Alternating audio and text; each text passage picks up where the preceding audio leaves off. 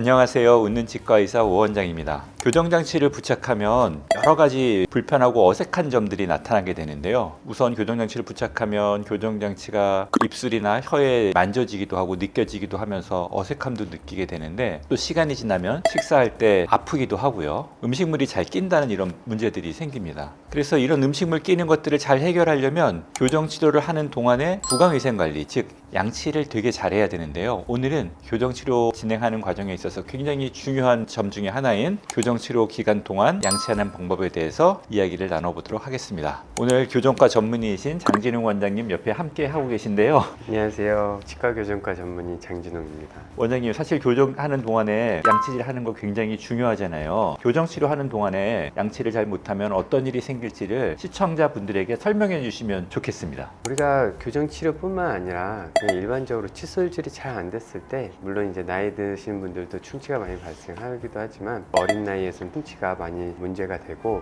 그리고 잇몸이 안 좋아지는 부작용이 발생할 수 있습니다. 특히 이제 잇몸이 안 좋아지는 경우에는 우리가 그냥 잇몸에 염증이 생기는 경우도 있는데 그 뼈까지 없어지는 경우가 있거든요. 그런 경우에는 교정을 통해서 치아를 가지런하게 배열을 했음에도 불구하고 나중에 흔들려서 빼야 될 수도 있습니다. 교정치료 중간에 양치를 잘못하면 충치가 생길 수 있고 또 잇몸이 상당히 안 좋아질 수 있다, 이렇게 얘기를 해주셨는데, 이거 말고 교정치료 하시는 분들 중에 교정장치 띄고 나면 교정장치를 붙였던 그 주변이 하얗게 변색되는 그런 걸 이제 불만을 호소하시는 분도 있는데, 이건 뭔가요?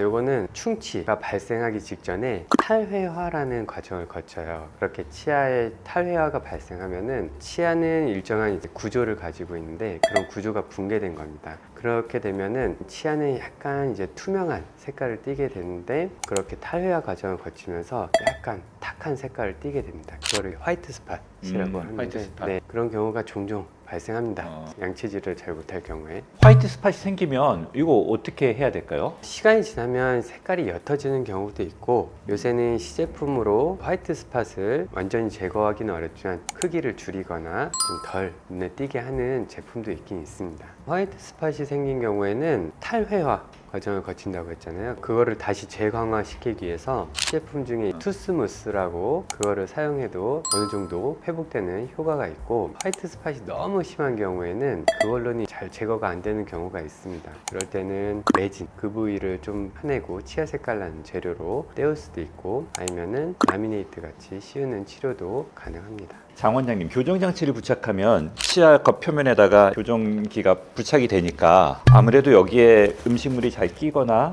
혹은 또 교정장치가 이렇게 튀어나와 있으니까 양치를 할 때 이 교정장치, 즉 브라켓하고 철사가 좀 양치할 때 좀 걸리고 방해될 것 같은데, 실질적으로 교정기를 부착한 환자들, 특히 이렇게 고정식 교정기를 부착한 환자들을 위한 양치하는 방법에 대해서 한번 보여주시면 좋겠습니다. 우리 치과에서는 처음에 교정 시작하시는 분들에게 이런 세트를 드립니다. 칫솔질 및 여러 가지 관리를 잘 하시라고 제공해 드리고 있는 키트입니다. 치약이 있고, 요거는 왁스, 또 칫솔, 또 시간 칫솔 이렇게 드리고 있습니다. 교정용 칫솔은 일반 칫솔모와 달리 가운데가 움푹 패여 있는 형태입니다. 요거는 교정용 장치, 즉 브라켓을 잘 닦기 위해서 이렇게 형성된 거고요. 그리고 시간 칫솔, 시간 칫솔은 쓰신 분도 있겠지만 안 써보신 분들도 있을 거예요. 그래서 보면은 이렇게 휘어져 있어서 좁고 긴 부위를 닦는데 유용한 기구입니다. 그래서 일단은 교정 장치를 닦는 방법을 간략하게 말씀드리면은, 교정용 양치법 중에는 차터스법과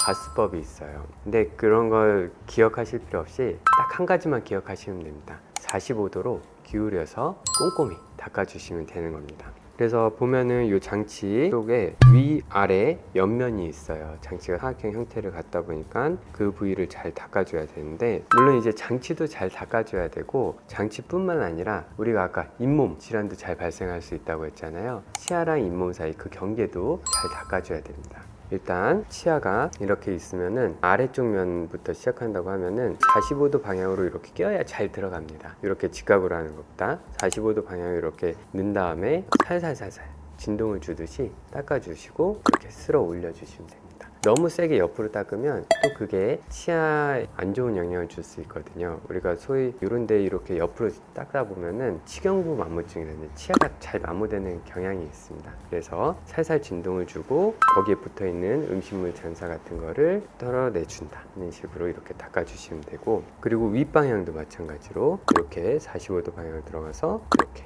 해서 옆으로 살살살 진동 주면서 이렇게 쓸어 올리듯이 이렇게 빼셔도 되고, 여러 방향으로 음식물 잘 빠지는 방향으로 닦아주시면 됩니다. 원장님, 그러면 이렇게 닦으면 교정기 때문에 아무래도 이거 닦는 시간이 오래 걸리겠네요. 아무래도 오래 걸리죠. 그래도 치아 건강과 잇몸 건강을 위해서는 이런 부분은 신경을 써주셔야 됩니다. 장치 주변을 이렇게 닦아줄 뿐만 아니라 칫솔모를 이용해서 치아랑 잇몸 사이, 이렇게 잇몸 속까지 칫솔모를 살살 넣은 다음에 여기도 마찬가지로 그냥 쓸어 올려도 되지만 살짝 진동을 주면서 이렇게 올려주는 방식으로 닦아주시면 건강한 잇몸을 유지할 수 있습니다. 그리고 하나 더 말씀드리면은 교정장치 위쪽에도 음식물이 붙어 있을 수 있는데, 이렇게 홈 이용해 가지고 세게 말고 살살살살 이렇게 닦아주시면은 교정장치 주변을 웬만큼 깨끗해졌다고 보면 되고, 남아있는 부분은 이 철사 아랫면과 이 옆면인데 치간 칫솔을 이용하는 게 좋습니다. 치간 칫솔을 이용해서 이렇게 옆면을 살짝 이렇게 닦아주셔야 되고, 철사 아래쪽에도 음식물이 껴있기 때문에 이거 이용해서 제거하는 것도 유용합니다. 말씀하셨던 것처럼 거기뿐만 아니라 당연히 씹는 면, 그리고 안쪽 면, 서 있는 쪽 면까지 다 닦아 주셔야지 되겠죠. 자, 원장님, 그러면 왁스 요것도 한번 좀 소개해 주시면 좋을 것 같은데요. 우리가 장치를 이렇게 붙이고 지내다 보면은 아무래도 장치에 이제 고무줄도 거는 부위가 있고 또 날카롭게 느껴지는 부위가 있습니다. 실제로 입안, 볼살 안쪽 면이 쓸리거나 그런 경우가 있어요. 또 교정 중에 철사가 이제 뒤로 밀려 나오면서 찔리는 경우도 있습니다. 그럴 때 불편감을 최소화하시라고 제가 왁스를 챙겨드리고 있어요. 이렇게 조금 떼가지고 쓸리는 부위가 있잖아요. 그 해당 장치에 이렇게 붙여서 지내시면 됩니다. 교정장치가 있다고 계속 이제 상처가 나는 건 아니고, 우리가 처음에 부착했을 때 볼살이든 좀 적응할 시간이 필요해요. 그래서 시간이 지나면 나중에 볼살도 적응을 해가지고 그 장치를 피하면서 상처가 덜 생기게 되는데, 그 전까지는 아무래도 상처가 나고 또 상처가 나면 한 2주 정도는 불편하실 수가 있기 때문에 그때 덜 불편하시라고 적응하는 기간 동안에 이걸 사용하게끔 추천드리고 있습니다. 그리고 우리 치과에서 또 설측도 많이 하잖아요. 그래서 보면은 똑같아요. 이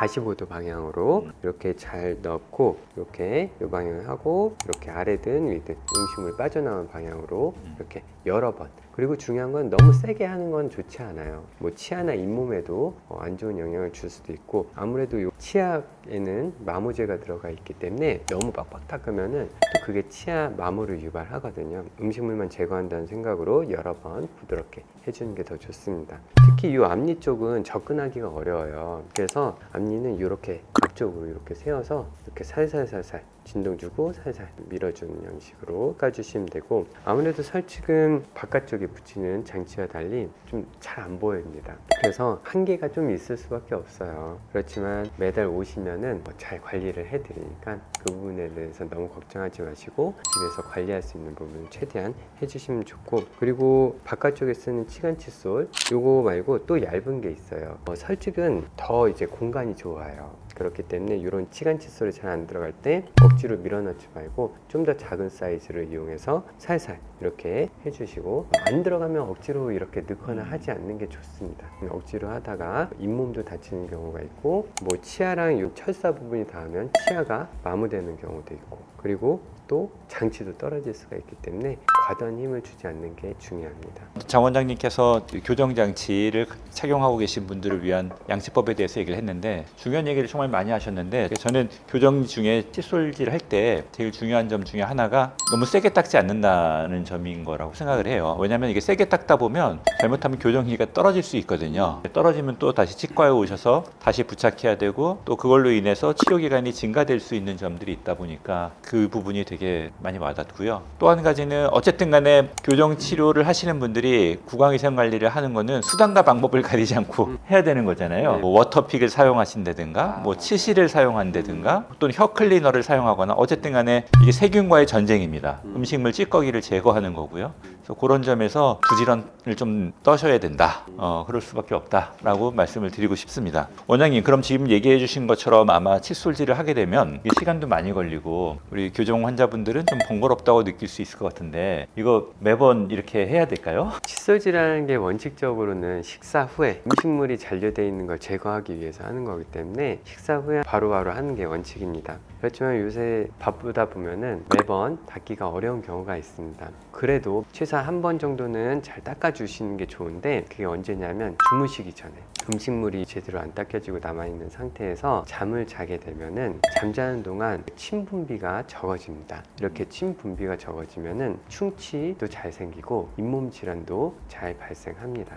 그렇기 때문에 자기 전에는 꼭 꼼꼼하게 치아 건강을 위해서 하는 걸 추천드립니다. 그리고 또 많은 분들이 궁금해하는 내용들 중에 하나가 교정 장치를 부착하고 난 그 당일 날이나 혹은 교정 치료 중에 치과에 방문해서 뭐 철사 교체를 했다던가 아니면 고무줄을 걸어서 교정력을 가하고 나면 이가 아파서 양치를 좀 하기 어렵다, 칫솔을 좀 대기가 어렵다고 하시는 분들도 있는데 이런 분들은 어떻게 하면 좋을까요? 통증을 이제 참 어려운 얘기입니다. 그렇지만 우리가 칫솔질 할 때 너무 강한 힘은 오히려 잇몸에도 안 좋고 그리고 이제 치아에도 안 좋기 때문에 음식물만 제거할 그 정도의 약한 힘으로 살살 닦아주시는 게 그래도 좋고, 만약에 칫솔 모조차 닿는 게 너무 힘들다 하면은 그 정도의 통증은 사실 일상생활 하기에도 어려운 상황이기 때문에 저희가 진통제를 추천드리고 있습니다. 그런 교정적인 통증은 한 2, 3일 동안 지속되기 때문에 한 2, 3일 정도 타이레놀 같은 거 드시는 걸 추천드리면서 구강위생 관리도 깨끗이 하는 걸 추천드리고, 진통제 먹었음에도 불구하고 아니면 진통제를 먹지 못하는 상황이다